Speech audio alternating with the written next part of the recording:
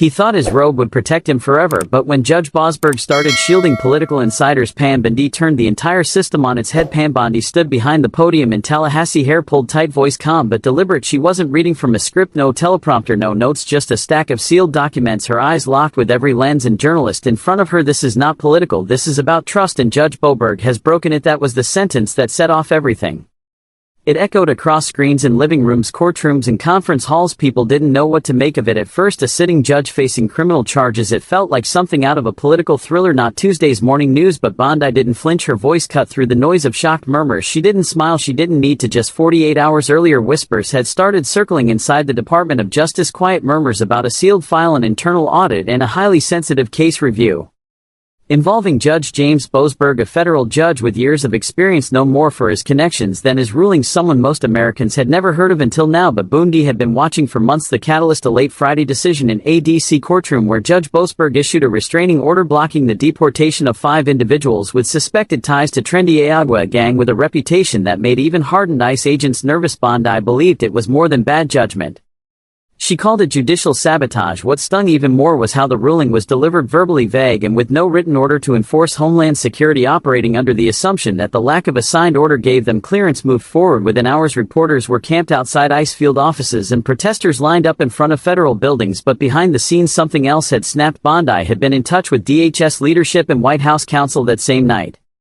"He's protecting criminals," she allegedly said in a closed-door call. "He's not interpreting the law, he's hiding behind it." That single call turned into action, and not just politically. What the public didn't know yet was that Pam Bondi's team had already been compiling a case file, quiet interviews with former clerks, internal memos from a whistleblower in the D.C. circuit, even encrypted message logs between Boasberg and former aides flagged in a side-channel investigation. Bondi wasn't just upset, she was preparing for war. In her press statement, she didn't disclose the full list of charges, but she made it clear obstruction of justice was on the table, misconduct in office too. She hinted at a pattern of rulings that deviated from legal norms in critical national security cases. People watching that press conference weren't sure what shocked them more, what she said or the fact that someone was finally saying it. Cable news anchors fumbled with the breaking headlines. Legal scholars scrambled to explain the ramifications. And in legal chat groups across the country, junior attorneys whispered the same question: is this really happening? Bondi had always been tough, but this was something else. She was going after a sitting federal judge, and not just with rhetoric. She was aiming to dismantle his legacy, case by case, line by line. In the days that followed, her words were dissected on every network. Critics accused her of political retaliation, but supporters called her brave, finally holding the judiciary accountable. The nation was split, but one thing was clear: this wasn't a press stunt. Bondi was serious. She'd pulled the pin. The explosion was just beginning. But what led her to this point? Why Boasberg? Why now? Long before the headlines, before the accusations, James E. Boasberg was considered untouchable, a Georgetown graduate, Yale law alum with polished credentials and a network that spanned from K Street to Capitol Hill. To most people in the legal world, he was the guy you didn't mess with, not because he was feared, but because he played the game right on paper. At least he started his climb in Washington, D.C. years ago, first as an associate judge in the D.C. Superior Court, then elevated by President Obama to the U.S. District Court for the District of Columbia. In 2020, he became chief judge of the Foreign Intelligence Surveillance Court, a position that gave him eyes on some of the country's most sensitive national security matters. But over time, his decisions started raising eyebrows. It wasn't one moment, it was a pattern. In Honolulu, when the FBI came under scrutiny for errors in its surveillance applications,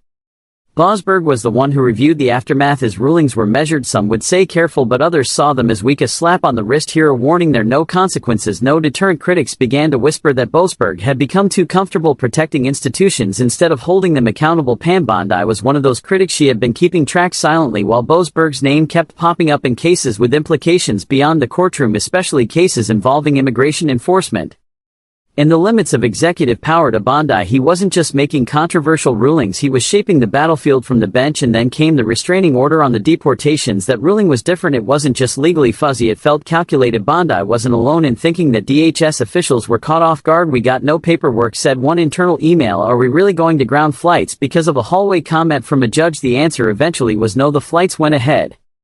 And that's when Boeing's threatened contempt proceedings. He accused the administration of defying court orders, but legal analysts pointed out a gaping problem: there was no enforceable written ruling behind closed doors. Bondi's team was furious. This wasn't oversight, this was obstruction. She authorized a deep dive into Boasberg's court history, not just rulings but case management notes, clerk memos, inconsistencies in scheduling and personal communication patterns that showed possible conflicts of interest.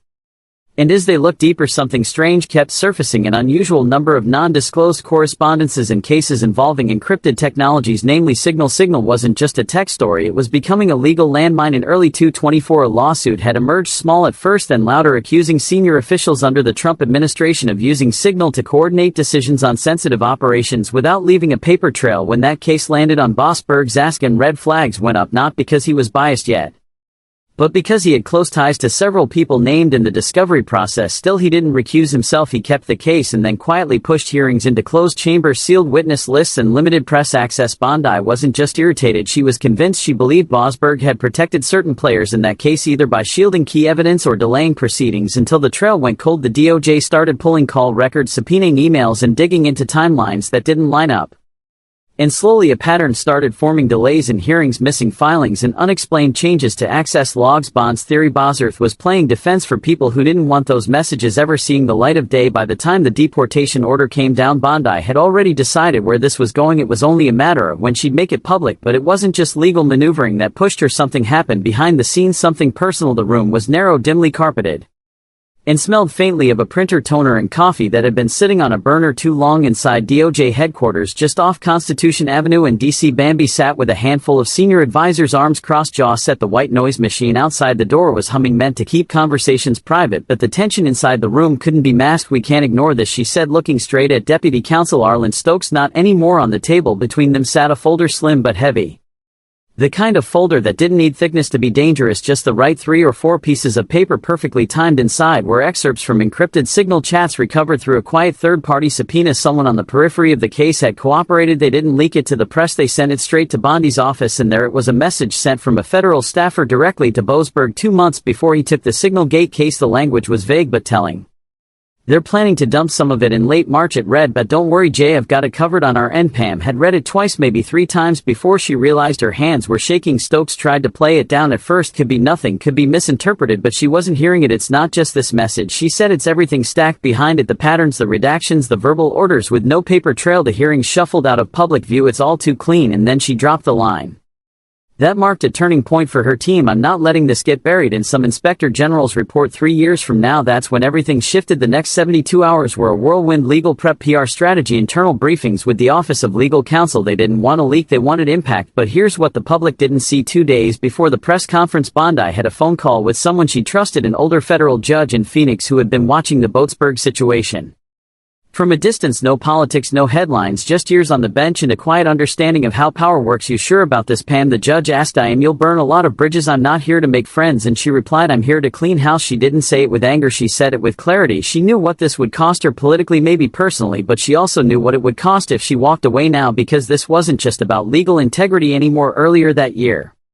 a mother in Corpus Christi had written Bond a letter. Her son, a border agent, had been seriously injured during a botched operation involving 2 men suspected to be linked to Trendy Agua. They'd slipped through processing because of a court-ordered hold. That court order signed by Boasberg. The mother wrote, "We can't keep pretending that politics don't have real-world consequences. My son's spine is broken, he can't walk, and the man responsible is being shielded by a judge who won't show his face." Pam didn't forget that letter. She kept it in her desk, so when people later accused her of making this personal, they weren't entirely wrong. It was personal, but not out of spite, out of duty. And once she went public, once she named Judge James Boasberg and confirmed an open investigation, there was no going back. She was fully in all of it: her reputation, her position, her credibility, now tied to the outcome of this case. But as the story spread, another thread began to unravel, because Signal Gate wasn't just about texts, it was about who was hiding behind them. The public didn't take long to latch onto the name. Signalgate hit the internet like a flood, and within days it was everywhere: TV panels, podcasts, Reddit threads. It wasn't just about a messaging app anymore, it was about who was using it, what they were hiding, and why someone like Judge Boasberg had tried to smother it in procedural dust. The story went deeper than most people realized. Signal wasn't new to Washington, but its rise during the Trump administration had alarmed certain corners of the intelligence community. Staffers, legal aides, even senior officials had begun using it during meetings, claiming it was to reduce leaks. But Signal deletes messages automatically, and in government that's a problem, because in government records matter. That's what the original lawsuit had been about. It was filed by a small watchdog group out of San Diego, and most people laughed it off at first, but when internal documents began surfacing, documents that showed scheduling conflicts, deleted calendar entries, and massive gaps in documentation, People started asking questions, then came the names, not just low-level assistants, real names, former national security advisors and undersecretary of defense, even someone who had once worked directly under Boasberg as a legal consultant during a review of surveillance protocols. And somehow, despite all of this, Boasberg stayed on the case. He didn't recuse himself, he didn't even acknowledge the connections in court. He simply scheduled a pre-trial hearing, closed it to the public, and issued a brief statement about ongoing procedural reviews. That's when Bondi's team lost all patience. They deciphered the encrypted logs from Signal servers, not an easy feat and not something done lightly, but there was a legal window tied to national security and the DOJ pushed it hard. What they got back wasn't complete, but it was enough. One message in particular stood out. It was between a legal assistant on the lawsuit and a former DOJ staffer who had once worked under Boasberg. The message read, "JB says we'll bury it in pretrial, no panic, no files go public unless forced." 3 days later, BOEM ruled to delay discovery. Now legally that could mean 100 different things. Judges delay discovery all the time, but paired with the message it looked like a chess move, a preemptive block. Pam Bondi didn't see a cautious judge. She saw a gatekeeper, one protecting people on both sides of the aisle from having their messages, their intentions and their misconduct dragged into the open, and she knew the longer he held that bench, the colder the trail would get.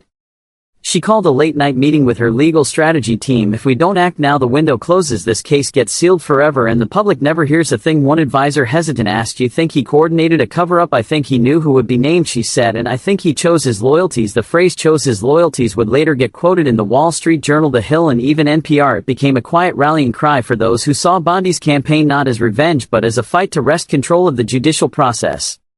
Back from behind-the-scenes handlers, there was something deeply disturbing about how easily this had all been hidden, how a respected judge with decades of service had managed to delay, redirect, and obscure court actions tied to a scandal with national security implications. And for every step Bondi took, pushback followed. One legal organization filed a complaint calling her actions an attack on judicial independence. A former law professor from Yale gave an interview saying Bondi was injecting politics into the judiciary.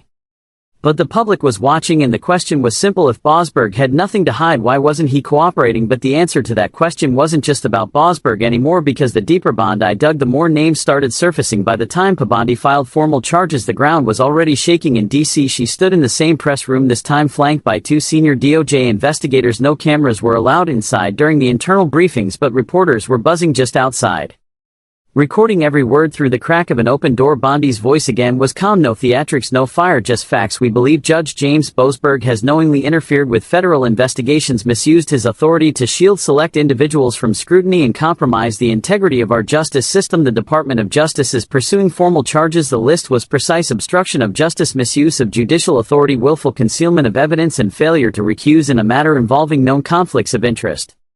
Within hours, legal circles across the country ignited. Law firms sent emergency alerts to their litigation teams. Judges met privately to discuss the fallout, and inside federal agencies, emails with Boasberg's name in them were being quietly deleted or locked away behind restricted access. But what made this different, what made it real, was what came next. Bondi's office released a small collection of internal messages legally cleared for public review. None of them included classified info, but they were damning. There were suggestions that hearings had been moved to favor scheduling with particular legal teams, a text that read, "Keep this one in my courtroom, too risky for another judge," a short email to a former colleague marked personal that hinted at coordinating legal timelines around expected political changes. It wasn't smoking gun material on its own, but to the public it felt like corruption dressed in a robe. Meanwhile, Boasberg went silent. No press statement, no court appearance, no official denial. His clerk issued a brief response: "Judge Boasberg has always served with honor and integrity and will respond through the appropriate legal channels." But that only made it worse. People wanted answers. They wanted him to face a microphone to explain himself, or at least show some sign of accountability. Instead, his allies moved for him. Several political commentators on mainstream media began defending him, saying this was a witch hunt, that Bondi was weaponizing her office, that she was trying to send a message to other judges who ruled against conservative interests. But for every critic she gained, she earned a louder wave of support. Ordinary Americans began speaking out: veterans, small business owners, immigration officers, even former court clerks who had worked under Boasberg years ago. Some defended him, but more came forward with stories, some vague, others detailed, about quiet decisions that never made headlines but had affected real lives. A court translator from Loretto said she remembered seeing documents go missing from a deportation case that was reassigned to Boasberg's court. At the last minute, a paralegal in Ohio claimed her team had once been told to hold off on filing because a friendly judge wanted to take jurisdiction. These weren't bombshells, they were whispers, but together they painted a picture. And Pam Bondi, she wasn't done. She gave one last interview before going completely off camera. The interviewer asked her if she feared the political consequences of charging a federal judge. Her response was simple: "Let the consequences come. I'd rather lose my seat than lose my spine." That quote hit hard. It showed up on coffee mugs, bumper stickers, and digital ads within hours. Her critics tried to mock it, but the damage was already done. The line stuck inside the courthouse. Meanwhile, preparations began for pre-trial hearings. The process would be slow. Judges don't go on trial often, and even fewer face actual criminal charges, but it was happening and people were watching. The lines were drawn now. You were either with Bondi, believing the justice system needed a long overdue reckoning, or you were with Boasberg, defending the judiciary from what looked to some like a politically fueled takedown. But in the chaos of public opinion, a quieter storm was forming, because what came next wasn't about the courtroom, it was about trust. The trial hadn't even started, and yet the damage was already spreading. Inside a quiet courtroom in Alexandria, Virginia, Judge Boasberg finally appeared. He didn't walk in through the public doors. Marshals escorted him through the side hallway away from the swarm of reporters outside. His suit looked pressed, but his expression, drawn blank, told a different story. The man who once sat atop some of the nation's most delicate legal proceedings now stood as a defendant, flanked by attorneys in a tight jaw. The charges were read out in clear, clinical tones. The judge presiding over the hearing didn't show any visible reaction. No grandstanding, no cable news theatrics, just facts, motions, and paperwork. Boasberg pled not guilty. Outside, the crowd was mixed. Protesters, supporters, media, vans lined the block. Some held signs that said "No more shadow justice." Others waved American flags and chanted for Bondi. You could feel the divide, but beneath it all was the same question on every face: can we trust the people behind the bench? The judiciary had always seemed untouchable to most Americans. Judges weren't like politicians. They didn't campaign, didn't argue on Twitter, didn't show up on late-night shows. They just ruled, and people who for the most part respected that, or at least accepted that. But now it felt like a mask had slipped. Bondi stayed out of the spotlight. In those first days after the arraignment, no press conferences, no follow-up interviews, just her team moving forward quietly, confident. But in private she understood what had happened. She hadn't just filed charges, she cracked open a door no one wanted to admit existed. One morning her assistant walked into her office holding a padded envelope with no return address. Inside was a letter, handwritten, shaky cursive. It was from a retired federal clerk in Santa Fe. The letter read, "I watched Judge Boasberg override a colleague in 2017 over an immigration hold. The case was never reported, no press. The man was released 2 months later. He killed a sheriff's deputy in Oklahoma. We all knew it happened, but no one said a word." Bondi didn't share the letter publicly. She didn't need to. The stories were surfacing on their own, one after another, not all provable, not all clean, but consistent. Whispers of favoritism, private lunches with federal attorneys, phone calls that skipped official records, and rulings, always the rulings that leaned just enough to raise questions, but never enough to demand attention. And still Boasberg said nothing. His legal team gave brief comments. They called the case an egregious overreach, claimed he'd done nothing wrong, and painted Bondi as a partisan soldier on a vendetta. But they couldn't explain the messages, they couldn't explain the scheduling delays, they couldn't explain why sealed court logs had quietly vanished before hearings tied to Signal Gate in Washington. People started choosing sides. Some legal analysts warned that if Bondi succeeded, it would set a precedent no one was ready for, one where any judge could become a target of political backlash. But others argued that accountability wasn't a threat to the system, it was the foundation of it. Senators were split, some backed her, others called for an investigation into her office instead. And still she didn't flinch, because beneath the noise, beneath the headlines, something else had shifted. Ordinary Americans, people who never cared much about legal hearings or federal judges, were now watching C-SPAN, reading court transcripts, following every update. It wasn't about Bondi anymore, it wasn't even about Boasberg, it was about whether power still had limits. And in coffee shops, kitchen tables, and break rooms across the country, people were talking about justice in a way they hadn't in years. But one final piece still had to fall into place, the reckoning that would decide whether this was just a scandal or a turning point. It was a late spring evening when the verdict came down. No flashing lights, no triumphant music, just the sound of a gavel and the buzz of people shifting in their seats. Judge Boasberg was not found guilty on all counts. Some charges were dropped due to lack of hard evidence. Key messages had been erased long before the DOJ could get to them, but 2 charges stuck: willful concealment of evidence and misuse of judicial authority. The courtroom was quiet as the clerk read the words. Boasberg didn't move. His lawyers lowered their heads. The sentence: loss of his bench, permanent disbarment, and a recommendation for further federal review of his past rulings. No jail time, but no way back either. Pam Bondi didn't celebrate. She didn't hold a press event. She simply walked into her office, looked out the window toward the Jefferson Memorial, and whispered to herself, "That's one." She knew this wasn't about just one man. It never was. In the weeks that followed, something rare happened. People stopped arguing just for a moment, not about party lines or court politics, but about truth. For the first time in a long time, the public saw behind the curtain. Not into a conspiracy, not some grand puppet show, just into the messy, flawed, deeply human system that runs our justice. One clerk from Boston's court gave an anonymous interview. He wasn't a villain, she said. He believed he was doing the right thing, but that's not enough, not when you wear that robe. And that's the lesson Bondi wanted people to walk away with, that power. Real power isn't about what you say in front of cameras, it's about what you choose when no one's watching. Boasberg had chosen silence. Secrecy and protection. Bondi chose transparency even if it meant putting herself on the line. She received letters from families who felt overlooked by the system. A man in Wichita whose son was deported despite being cleared of all charges. A woman in Bakersfield whose sister had been assaulted by someone released under a deferred hearing. One that had passed through Boasberg's courtroom without any public record. These weren't just sob stories, they were real consequences, real people, and for Bondi that was the whole point. In one of her few public appearances after the trial, she stood before a class of first-year law students at the University of Florida. No notes, just her voice. Don't chase headlines, she told them, chase the truth, because if you don't, someone else will write your version of it for you. The room was silent. Some scribbled notes, others just stared wide-eyed, and while critics still called her reckless, others began to ask harder questions. How many other judges were making quiet choices in shadow corners of the law?